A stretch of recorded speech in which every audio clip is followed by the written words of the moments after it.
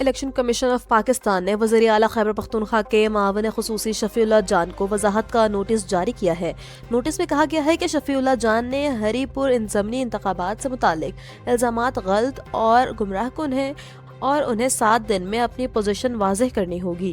ای سی پی نے ہدایت کی کہ تصدیق شدہ شواہد پیش کریں ورنہ قانون کے مطابق کارروائی کی جائے گی۔ نوٹس میں مزید کہا گیا کہ تصدیق شدہ شواہد کے بغیر الزامات دینا انتخابی عمل اور عوام کے اعتماد کے لیے نقصان دہ ہے۔ الیکشن کمیشن نے واضح کیا کہ اگر الزامات ثابت نہ ہوئے تو یہ اقدامات قانونی کارروائی کی بنیاد بنیں گے۔ ایران میں جاری مہنگائی کے خلاف احتجاجات کے دوران امریکی صدر ڈونلڈ ٹرمپ کے بیان پر ایرانی سپریم لیڈر کے مشیر علی لاریجانی نے خبردار کیا کہ اگر امریکہ ایران میں مظاہرین کے معاملے میں مداخلت کرے تو پورا خطہ اس کے نتائج بھگت سکتا ہے۔ لاریجانی نے کہا کہ امریکی مداخلت افراتفری اور انتشار پھیلانے کے مترادف ہوگی۔ قبل ازیں ٹرمپ نے کہا تھا کہ اگر ایران نے پرامن مظاہرین پر تشدد کیا یا انہیں قتل کیا تو امریکہ ان کی حفاظت کے لیے مداخلت کرے گا۔ ایرانی شہروں میں جاری مظاہروں میں سیکیورٹی فورسز کے ساتھ جھڑپوں میں 6 افراد ہلاک اور 30 افراد گرفتار ہوئے۔ مظاہرے مہنگائی اور ریال میں گراوٹ کے خلاف جاری ہیں۔ امریکی صدر ڈونلڈ ٹرمپ نے ایران میں جاری مظاہروں میں شامل پرامن مظاہرین پر طاقت کے مبینہ استعمال کے بعد مدد کی دھمکی دی ہے۔ ٹرمپ نے اپنے social media platform Truth پر بیان میں کہا کہ اگر ایران مظاہرین کو قتل یا گولیوں کا نشانہ بناتا ہے تو امریکہ فوری طور پر ان کی حفاظت کے لیے کارروائی کرے گا۔ انہوں نے مزید کہا کہ ہم فوری کارروائی کے لیے تیار ہیں۔ ایران میں مظاہرین اور سیکیورٹی فورسز کے درمیان جھڑپوں میں اب تک 6 افراد ہلاک اور متعدد زخمی ہوئے۔ مظاہرے مہنگائی اور ریال کے گراوٹ کے خلاف ملک کے مختلف شہروں میں 5ویں روز بھی جاری ہیں۔ مظاہروں میں لورستان کے شہر ازنا میں 3 ہلاک اور 17 زخمی جبکہ 4 محل اور بختیاری میں مزید 2 افراد ہلاک ہوئے ہیں۔ وزیر اعلیٰ سندھ سید مراد علی شاہ نے چیف سیکرٹری آصف حیدر شاہ کے ہمراہ سندھ سیکرٹریٹ کا غیر اعلانیہ دورہ کیا اور جاری ترقیاتی کاموں کا جائزہ لیا۔ دورے کے دوران 6 محکموں کے سیکرٹریز صبح 9:30 بجے تک غیر حاضر پائے گئے، جن میں محکمہ بلدیات، خوراک، جنگلات، ثقافت، محنت اور لائیو سٹاک شامل ہیں۔ وزیر اعلیٰ سندھ نے غیر حاضر سیکرٹریز پر باز پرس کا حکم دیا جبکہ چیف سیکرٹریز نے سیکرٹریز کو اظہار وجوہ کے نوٹسز جاری کیے۔ اسلام آباد کی انسدادی دہشت گردی عدالت نے 9 مئی کو ریاستی اداروں کے خلاف ڈیجیٹل دہشت گردی کے مقدمے کا فیصلہ سنا دیا۔ عدالت نے عادل راجہ، حیدر مہدی، وجاہت سعید، صابر شاکر اور معید پیرزادہ کو 2 بار عمر قید کی سزا سنا دی۔ عدالت نے ملزمان کو دیگر دفعات کے تحت مجموعی طور پر 35 سال قید اور 15 لاکھ روپے جرمانے کی سزا بھی سنا دی۔ مقدمے کا فیصلہ انسدادی دہشت گردی عدالت کے جج طاہر عباس سپرا نے محفوظ فیصلہ سناتے ہوئے دیا۔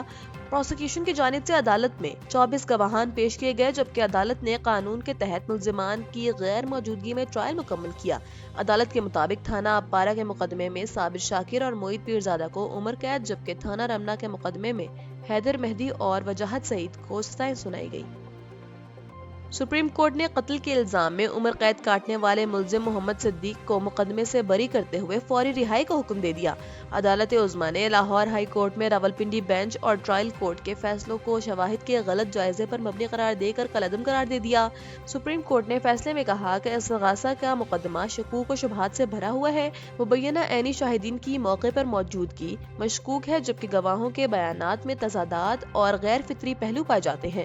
عدالت کے مطابق ایف آئی آر کے اندراج میں تاخیر اور پوسٹ مارٹم میں غیر وضاحتی تاخیر نے بھی استغاثہ کے موقف کو کمزور کیا۔ سپریم کورٹ نے قرار دیا کہ قتل کا محرک ثابت نہیں ہو سکا اور برآمدگی اور فورینزک شواہد براہ راست ناقابل اعتماد شہادت کے بغیر مؤثر نہیں ہوتے۔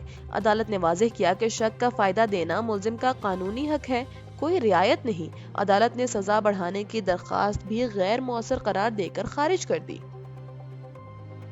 سندھ حکومت نے شفافیت اور نگرانی کو مؤثر بنانے کے لیے آئندہ تمام سرکاری ترقیاتی منصوبوں کی لوکیشن کی تصدیق جی پی ایس سسٹم کے ذریعے کرنے کا فیصلہ کر لیا۔ یہ فیصلہ وزیر منصوبہ بندی اور ترقی سندھ جام خان شورو کی زیر صدارت چیئرمین پی این ڈی کے دفتر میں ہونے والے اہم اجلاس میں کیا گیا، جس میں چیئرمین پی این ڈی سید نجم احمد شاہ اور دیگر متعلقہ افسران شریک ہوئے۔ اجلاس میں ترقیاتی اسکیموں کی نگرانی کے لیے ایک جدید کمپیوٹر سافٹ ویئر کے استعمال پر بریفنگ دی گئی۔ صوبائی وزیر کا کہنا تھا کہ نئے سافٹ ویئر کے استعمال سے منصوبوں کی مانیٹرنگ مزید بہتر، مؤثر اور شفاف ہو جائے گی۔ جام خان شورو نے کہا کہ پرانے طریقہ کار میں موجود ڈیٹا کی ممکنہ خامیوں کو دور کرنے کے لیے براہ راست فیلڈ ویریفیکیشن بھی کی جائے گی۔ انہوں نے تمام افسران کو ہدایت کی کہ نئے ترقیاتی منصوبوں کو عالمی ترقیاتی اہداف کے مطابق تربیت دیا جائے۔ وزیر اعلیٰ بلوچستان میر سرفراز بگٹی نے اعلان کیا کہ صوبے میں خواتین اور طالبات کے لیے پنک بس سروس کا باقاعدہ آغاز کر دیا گیا ہے۔ سماجی رابطے کی ویب سائٹ ایکس پر جاری بیان میں وزیر اعلیٰ نے کہا کہ پنک بس سروس کا مقصد خواتین اور طالبات کو محفوظ، باوقار اور آسان سفری سہولت فراہم کرنا ہے۔ انہوں نے واضح کیا کہ صوبائی حکومت کی ترجیح ہے کہ اس سروس کو مستقل بنیادوں پر جاری رکھا جائے۔ میر سرفراز بگٹی کے مطابق آئندہ مرحلے میں پنک بس سروس کا دائرہ دیگر اضلاع تک بڑھایا جائے گا، جس سے خواتین کو تعلیم، روزگار اور صحت کی سہولیات تک بہتر رسائی حاصل ہوگی۔ وزیر اعلیٰ نے کہا کہ خواتین کے لیے محفوظ ٹرانسپورٹ نظام حکومت کے اصلاحاتی ایجنڈے کا اہم حصہ ہے اور بلوچستان میں خواتین کو بااختیار بنانے کے لیے عملی اقدامات کا سلسلہ جاری رہے گا۔